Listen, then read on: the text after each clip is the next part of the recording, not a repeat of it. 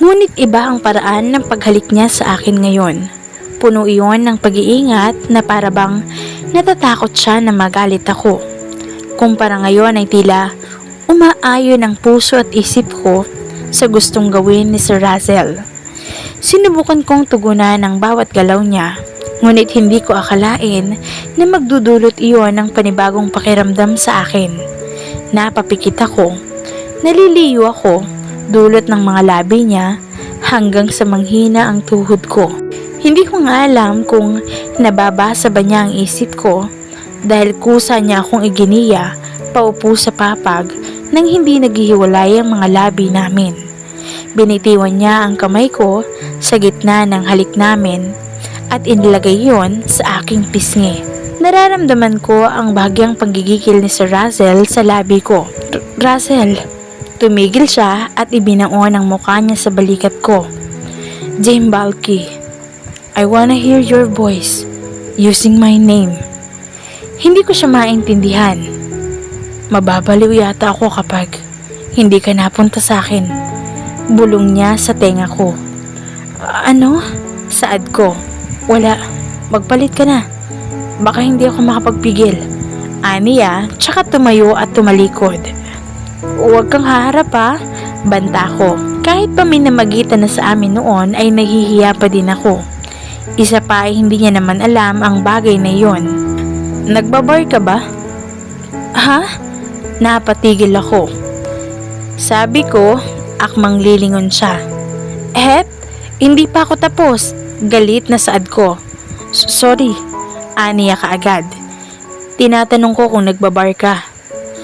Bakit mo naman naitanong? Mabilis kong isinuot ang damit. I met a girl who caught my full curiosity. I tried to find her but sadly, I can't. Hindi naman kita maintindihan eh. Saad ko. Tapos na akong magpalit. Lumingon siya sa akin at mabilis na gumuhit ang ngiti sa labi niya. Kasabay ng bahagyang pagkagat niyang muli sa kanyang labi. Bakit kaya? Tinignan ko yung damit na mayroong mga letra na Eat Me Baby. Bakit ka nakangiti? Ano bang nakasulat? Tanong ko. Wala. Umiling siya. Bagay sa'yo. Aniya pa. Paanong bagay eh? Halos umabot na ngayon malapit sa tuhod ko. Bulong ko sa isip ko. Hinintay namin na tumila ang ulan at salamat dahil hindi naman nagtagal iyon. Kung kailan pa uwi na kami ay tsaka pa ako nakaramdam ng hiya. Tila nagsisi ako na sana ay hindi ko hinayaan na mahalikan ako ni Sir Russell. Hinayaan kong halikan ako ng taong ikakasal na. Ipasusundo kita bukas kay Nathan. Iyon ang huling sinabi niya nang ihatid niya ako sa bahay. Tumango na lamang ako tsaka nagtatakbo papasok. Magpaganda ka ng husto. Rinig kong sigaw pa niya pero hindi ko na lamang siya nilingon. Pinilit kong umakto na okay lang lahat kahit ang totoo ay kanina pa ako naiilang dahil sa nangyari sa amin. Ate, ano ba yung suot mo? Puna ni Ivory nang makapasok ako sa bahay. Saan mo ba yun nakuha? Nakangiwing aniya. Bakit? Nakisyoso na din si Van at Binis. Matapos nilang makita ang suot ko ay nagkibit balikat na lamang sila tsaka muling bumalik sa pagsa-cellphone. Ano bang mali sa suot ko? Tanong ko kay Ivory. Ate, nakakadiri kaya ang nakasulat. Eat me baby daw. Ibig sabihin ay kainin daw siya. Paanong nalaman ni Ivory yung mga ganun? Samantalang 12 anyos pa lamang siya. Buwisit talaga yung Russell na yun. Kaya palang ngiti-ngiti ang damuho. Abala ang inay sa pagluluto ng hapunan kaya't nagtungo na lamang ako sa kwarto. Iniisip ko kung babalik pa ba ako sa mansyon o hanggang bukas na lang ang huling araw na tutungo ako sa lugar na yon. Tao po, malakas na sigaw sa tarangkahan ang umistorbo sa paghigop ko ng kape kinaumagahan. Gulo-gulo pa ang buhok ko dahil kakagising ko lamang. Lumabas ako para harapin ang lalaki na tiyak na nagtatrabaho sa Morgan Incorporation base sa uniform nito. Ano po ang may tutulong ko? Ipinadala po ito ni Sir Russell.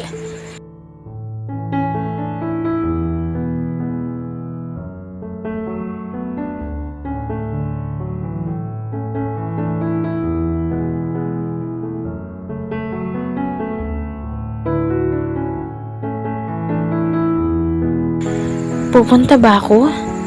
Namaywang pa ako habang tinititigan iyong box.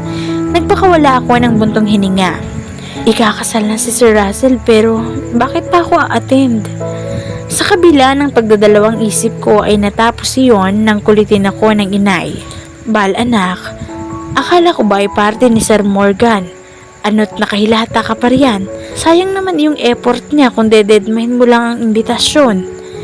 Nakalapag ngayon ang lahat ng laman ng kahon sa kama katabi ko.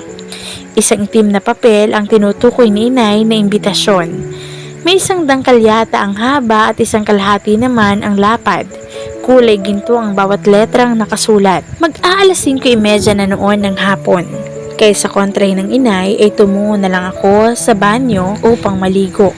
Paglabas ko ng banyo ay kinuha ko ang nakatiklop na tela. Matapos ay inilhad iyon sa kawalan. Kulay itim iyon na may mga pilak na highlight kung tawagin nila. Mataas ito sa aking tuhod. Sinuot ko iyon at halos manlit ako nang bumalandra kaagad ang hita ko. Wala din itong manggas maliban sa napakanipis na tela na may nakapatong na makikislap na bato at siyang nagsisilbing strap.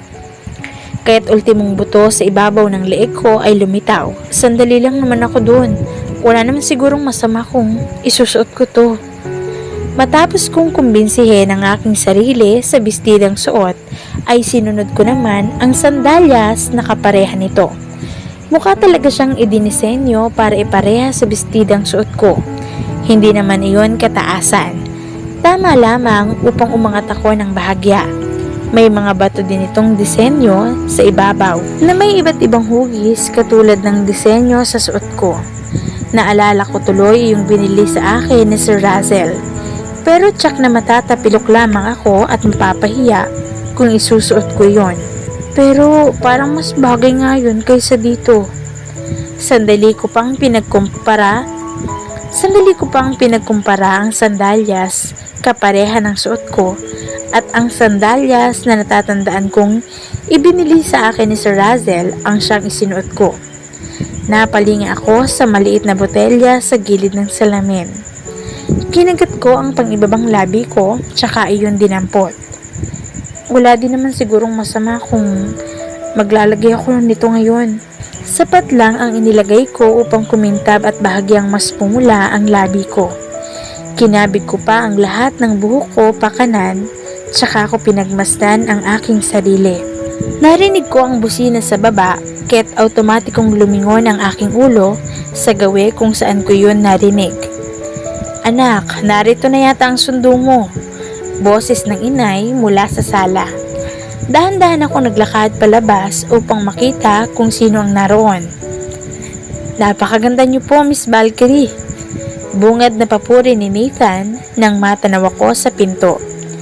Tsak na magwawala si Sir Russell kung hindi niya kayo maisasayaw. Birong aniya pa, ngunit mabilis na pinagbuksan din ako ng pinto ng kotse. Inay, dito na po muna ako. Hindi ko po alam ang eksaktong oras ng pag-uwi ko. Paalam ko. Nakangiti lamang ang inay habang nakatanaw sa akin pasakay. Hindi na kita may ihahatid pa sa loob, Miss Valkyrie. Tila puno ng panghihinayang ang boses ni Nathan nang huminto kami sa nakabukas na gate ng mansyon. Bumaba siya, tsaka ako pinagbuksan ng pinto. Tumango ako at lumabas ng sasakyan. Huminga pa ako bago tuluyang tahakin ang daan papasok. Napakalawak talaga ng lupain nila at lalo yung lumawak dahil bukas na ang buong gate at tanaw na tanaw ko dito ang mga nagkikislapang ilaw kahit pamalayo pa ako. Ngayon ko lamang masasaksihan ang ganito kalaki at kaingranding pagdiriwang, kaya talagang kinakabahan ako. Halos manlaki ang parehong mata ko sa hindi inaasahang lugar. Bungad pa lamang ay talaga namang mamahalin na ang mga palamuting ibinalot sa mga poste upang magmukha talaga itong kastilyo. Napakaliwanag ng malawak na bulwagan, lalopat nasa 10 giant chandelier ang naroon sa itaas ng mamahaling kisame. Sa kanan naman ay naroon ang entablado kung saan nakapila ang mga lalaking May kanya-kanyang instrumento, suot ang formal nilang suit na may kurbata sa dibdib. Inalaan siguro ang espasyong iyon sa gitna para sa mga kababaihang sasayaw kasama ang kaparehan nila. Bumaling ako pakaliwa sa dalawang malawak na glass door. Nandun ang swimming pool na may tubig na asul kung saan ko nakita ng malaya ang kagapuhan noon ni Sir Russell. May fountain iyon sa gitna na nilagyan ng iba't ibang klase ng ilaw at sa bawat kanto noon ay mayroong malalaking tagak na gawa sa clear glass at siyang dinadaluyan ng alak. Sa bawat ilalim nito ay nakapila ang mga mamahaling wine glass at doon dumediretso ang natatapon na alak. Inikot ko ang paningin ko habang hindi mapigilan ang aking paghanga. Huminto lamang ako nang mapako ang mata ko sa ikalawang palapag mula sa kinatatayuan ko. Malapit iyon sa hagdan na gawa sa itim na muebles. Nakatayo ang isang lalaki, suot ang makintab niyang itim na Amerikana. Hawak ang baso ng alak sa kamay, samantalang isang kamay niya naman ay nananatili sa bulsa ng kanyang pangibaba. Hindi ko alam kung ano ang dapat kong iasta, lalo pa at itinatabingi niya ang kanyang ulo habang naniningkit ang mata. Tila ba kinikilala niya ang aking muka. Napalunok tuloy ako dahil sa mabilis na paggapang ng hindi pamilyar na kaba. Si Sir Russell ba yun? Kamuntikan ko na siyang hindi makilala. Mukha siyang bagong gupit, bagay na lalong nagpagwapo sa kanya. Ngunit naroon ang iilang hibla ng buhok niya sa noo na siyang kumukubli ng bahagya sa mata niya. Kaya't hindi ko kaagad na aninag ang kabuuan ng mukha niya. Bahal! Napalingon ako kay Amelia. Nakasuot siya ng isang simpleng dress na kulay asul. Fitted iyon dahilan para lalong kumurba ang hubog ng katawan niya. Hala, sobrang ganda mo. Hindi makapaniwalang puri niya sa akin. She's not drinking alcohol, so don't you dare try to offer that to her. Magkasalubong na naman ang kilay niya habang masamang nakatanaw doon sa alak. Sumama ka sa akin. May gustong sabihin si Daddy sa'yo. Aniya, tsaka niya hinilang kamay ko. Masyadong madaming tao kahit walang nakapansin sa amin. Nakakapangakit ang itsura mo. Aniya habang hatak ako. May nabiktima ka na ba? Natatawang ani pa. Ngumuso ako at hindi sumagot habang iginigiya niya ako paakyat sa hagdan. Hanggang sa makapasok kami sa isa pang malawak na kwarto. Naroon si Mr. Morgan. Maliwalas na ang mukha nito kaysa nang huli ko siyang makita. Nakasuot din siya ng Amerikana. Palagi bang na kay Sir Russell ang mata ko at pati itong bigote ni Mr. Morgan ay hindi ko na napapansin. Katugon iyon ang patilya niya ngunit hindi yun naging dahilan upang matabunan ng taglay na kagandahang muka at postura nito. Sa halip ay mukhang nakadagdag pa nga. Kaya't hindi nakatakataka kung bakit ganito na lamang kagwapo si Sir Russell. Russell, iwanan mo muna kami. Ani Mr. Morgan. Natanong kong tumaas ang kilay ni Russell ngunit kalaunay lumabas din. Alam mo naman siguro iha kung gaano kita pinagkakatiwalaan. Salamat dahil inalagaan mo din ako ng buong puso. Salamat dahil inalagaan mo din ako ng buong puso. Kinakabahan ako sa paraan kung paano siya makipag-usap sa akin. Nakakatuwa dahil isa ka sa dahilan kung bakit ako muling minahal ng anak ko. Sinabi niya lahat ng rason kasama ka. Po? Ako? Bakit po ako? Anong ginawa ko? Nakakalungkot lang dahil pansamantala kong isasara ang mansyon dahil magpapagamot ako sa Paris. Ibig niyo po bang sabihin na hindi na po kayo babalik?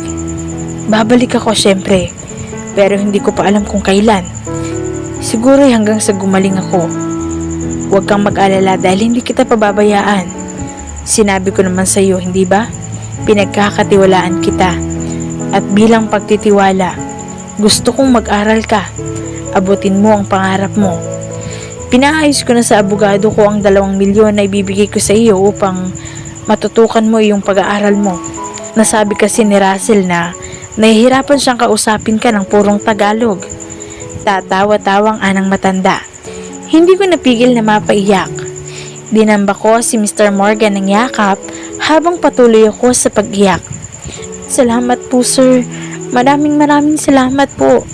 Umiiyak na saad ko. Dad, umugong malakas na sigaw ni Sir Russell, tsaka ako inilayo sa ama niya. Nagpapasalamat lang yung tao anak. Saying thanks from him is not enough. Kailangan ba talaga ng yakapan? Umikot ang mata niya. Huwag kang matuwa dahil ako ang titingin sa'yo. Kung mag-aaral ka nga o makikipagharutan ka lang sa university mo.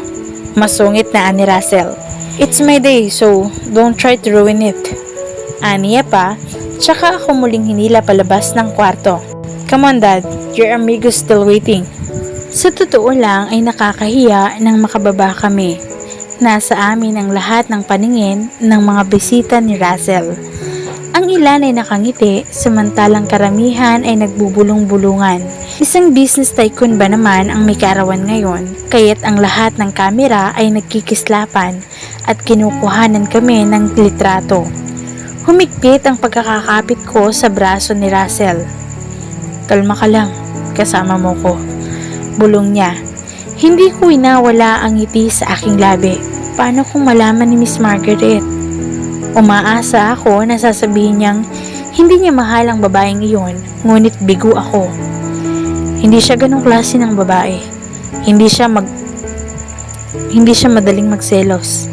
Isa pa ay kilala ka na niya. Kung pagbabasihan ang mga sinabi niya ay talagang kilala niya ang babaeng pakakasalan niya.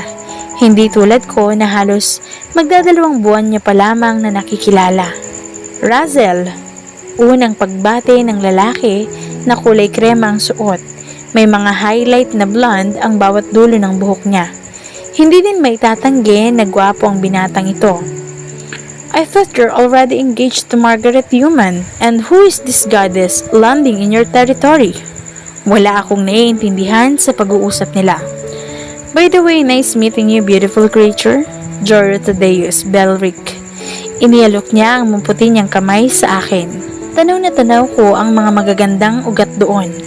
Akmang tatanggapin ko na iyon nang tapikin ni Russell ang kamay ng lalaki palayo sa akin. Nilingon ko siya, masamang masama ang mukha niya habang nakatanaw doon sa lalaki. Tumingin ka sa bawat hakbang mo, Thaddeus. Baka sa isang maling kurap mo ay maglaho lahat ng mga properties mo.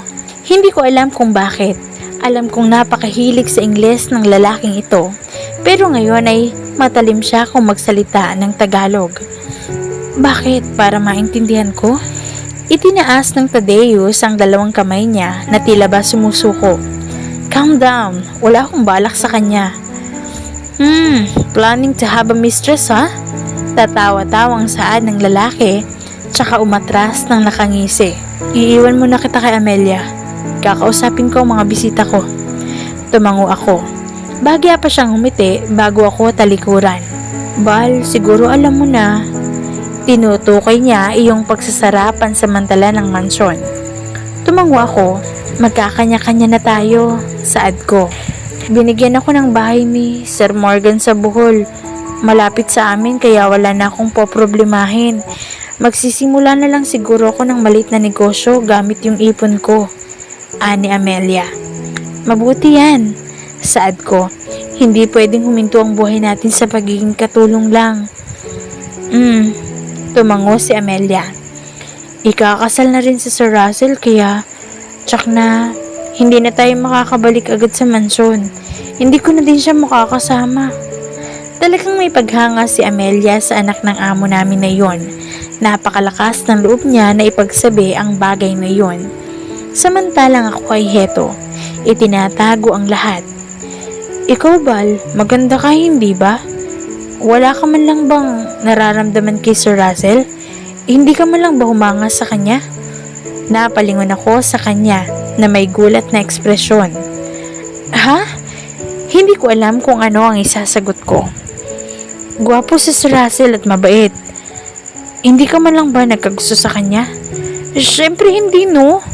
Umismid ako. Sandali kong inilayo ang mata ko sa kanya.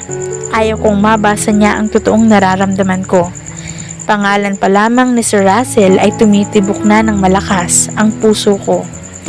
Tumama ang mata ko sa kanya na nakikipag-usap sa malayo. Ngunit hindi ko inasahan na tititigan niya din ako. Matapos ay bigla siyang ngumiti, kaya't naipit ko ang sarili kong labi. Ayaw kong makita niya na masaya ko. Inalis ko ang mata ko sa kanya. Valkyrie, sabay kaming napalingon ni Amelia kay Patrick na nakaasul ng coat. Patrick, napatayo pa ako para salubungin siya. Bakit ka narito? Tanong ko habang nakangiti. Inimbitahan lang ko ng isang kaibigan. Nga pala, ito si Amelia, katrabaho ko. Amelia si Patrick, kababata ko. Pakilala ko kay Amelia. Hello, bati ni Amelia. Napalingon kami nang tumugtog ang orkestra. Can we dance? Tanong ni Patrick sa akin, tsaka iniyalok ang kanyang kamay. Ipapatong ko na sana ang kamay ko nang saluhin iyon ng panibagong kamay mula sa likod ni Patrick.